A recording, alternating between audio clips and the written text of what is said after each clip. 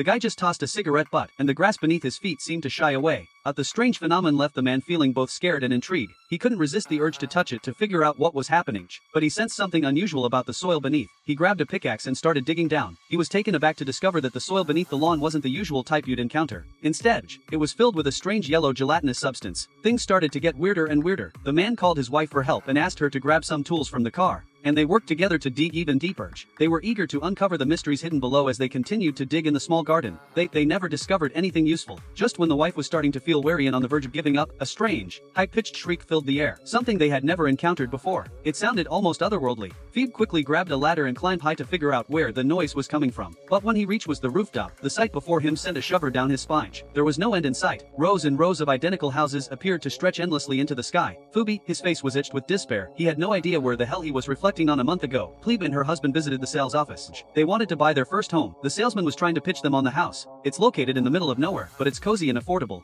They could move in for just $200 per square meter, and the Newlids were $1,000 per truly impressed. They decided to trail the salesman to check out the house, admiring the well-thought-out layout. The couple thought the developer was really attentive, but they didn't realize that the white clouds in the sky matched the houses, surprisingly consistent and neatly organized, as if they were intentionally put there. The salesman led them to Villa 9. The living room is straightforward yet not dull.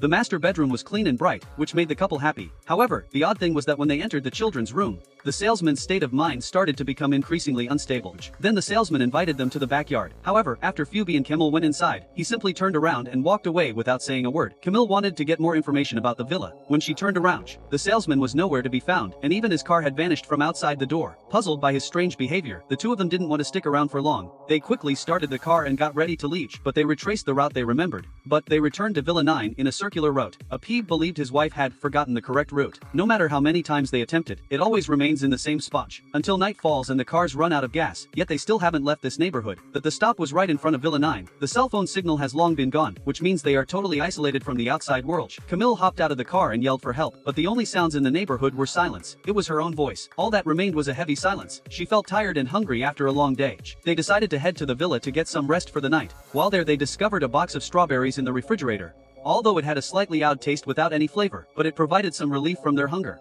To seek a way out, Phoebe climbed up to the roof to see what was happening. He discovered a neighborhood so vast that he couldn't see the end of it. He climbed up to the roof to call for help, hoping that a passing airplane would see him, but it didn't work out. The sky was eerily quiet.